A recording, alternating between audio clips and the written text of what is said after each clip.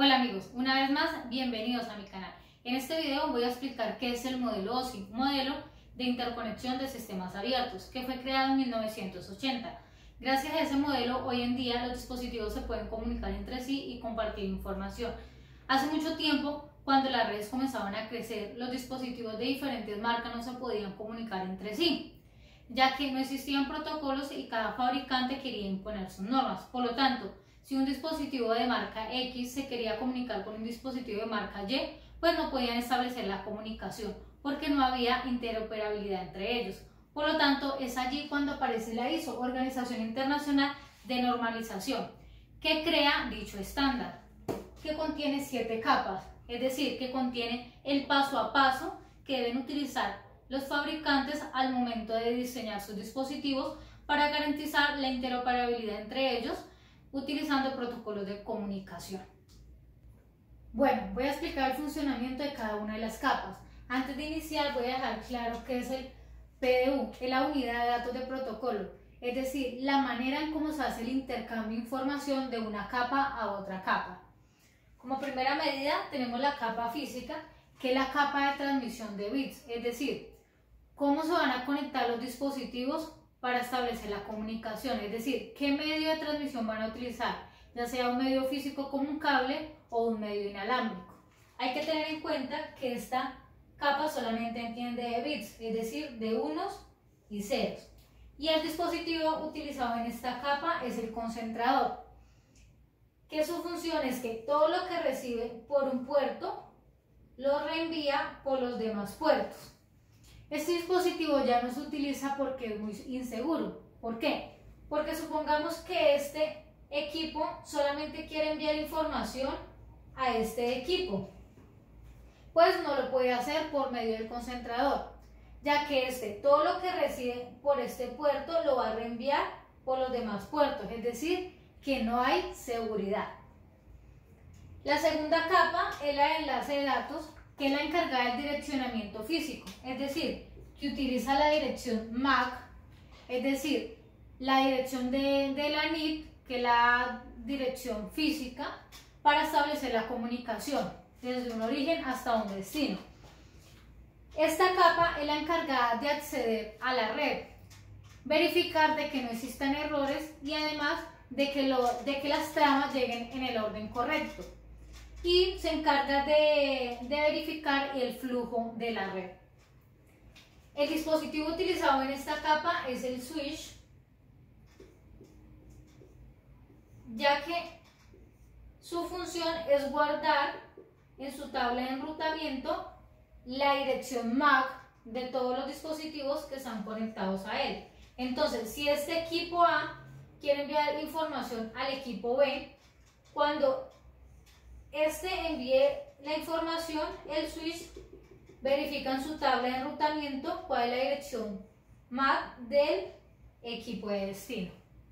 Y el PDU utilizado en esta capa son las tramas. La tercera capa es la capa de red, que es la encargada del direccionamiento lógico, es decir, que para establecer la comunicación necesita la dirección IP de origen y de destino. Esta capa utiliza el router con el fin de determinar la mejor ruta para establecer la comunicación. Esta capa utiliza el PDU de paquetes. La cuarta capa es la capa de transporte, que es la encargada de la conexión extremo a extremo, es decir, la que inicializa, mantiene y cierra la comunicación entre los hosts mediante dos protocolos, que son TCP y UDP. TCP es el protocolo de control de transmisión y UDP es el protocolo de datagrama de usuario. TCP nos garantiza la comunicación, mientras que UDP no. Por ejemplo, si necesitamos enviar un paquete muy importante, vamos a utilizar TCP, ya que cuando este dispositivo envía el paquete al otro dispositivo se garantiza la comunicación. Cuando el destino recibe el paquete, le envía un mensaje al origen diciendo que recibió el paquete y que si tiene más, que los puede enviar. mientras que en UDP el paquete se envía una sola vez. Si no llegó, no se garantiza la comunicación. Es decir, que UDP lo podemos utilizar cuando estamos haciendo, por ejemplo, streaming o escuchando la radio, ya que si se pierde un paquete, pues no hay ningún problema porque no es tan notorio para el usuario. En cambio, si es un paquete muy importante, debemos utilizar TCP. Es decir, que esta capa lo que hace es segmentar los datos y dividirlos en diferentes paquetes con el fin de agregarle la etiqueta TCP o UDP. Tenemos la capa 5, que es la capa de sesión, es decir, que mantiene la comunicación. Por ejemplo, si mi equipo se quiere comunicar con otro equipo remoto, esta va a ser la capa encargada de mantener esa sesión. Es decir, que si nosotros queremos buscar un archivo que se encuentra en otro equipo, esta es la capa que va a hacer dicho proceso, el que va a inicializar, por ejemplo, la base de datos. El PDU utilizado aquí son los datos. Tenemos la siguiente capa, que es la capa de presentación. La capa de presentación es la encargada de la codificación y formato de la data. Por ejemplo, cuando necesitamos descargar un archivo, una imagen o ver un video, esta es la capa encargada de traducir dicha información en el formato que lo necesitamos. Como PDU también tenemos los datos. Y por último, tenemos la capa de aplicación, que es la capa de los servicios de red, es decir, la capa que le da la cara al usuario. Es la capa que permite que el usuario utilice un computador para determinado fin. Por ejemplo, los protocolos que se pueden utilizar en esta capa son HTTP, HTTPS, SNMP,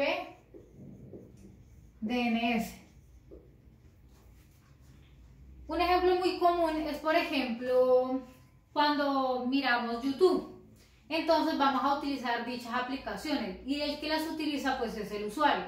O cuando más utilizamos esta capa de aplicación, por ejemplo, cuando vamos a enviar un mensaje de WhatsApp o un correo electrónico.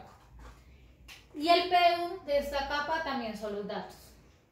Bueno, ahora voy a explicar el funcionamiento del modelo OSI utilizando las 7 capas. Entonces, por ejemplo, vamos a suponer que este es el origen y que es nuestro computador o nuestro celular y que este va a ser el destino.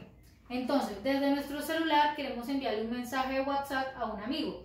Entonces, cuando utilizamos WhatsApp, estamos utilizando la capa de aplicación.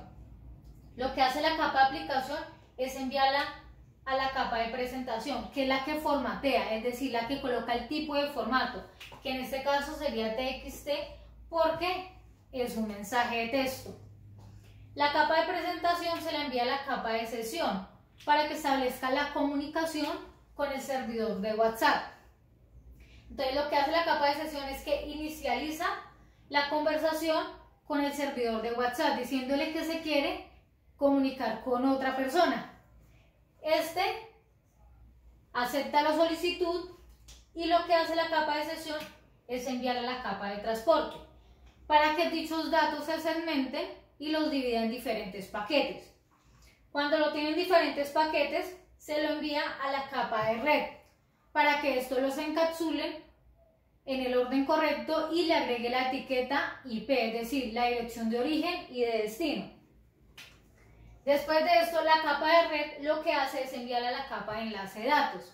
¿Para qué? Para que ésta convierta esa información lógica en información binaria y la pueda enviar a la capa física. Como sabemos, la capa física es el medio de transmisión, que en este caso pues sería el cable.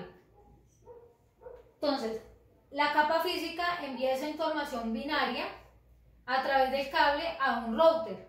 Entonces, el router lo que hace es verificar dicha información y si esa información no le corresponde a él, entonces la vuelve a encapsular y la vuelve a etiquetar con la dirección IP y dirección MAC de destino.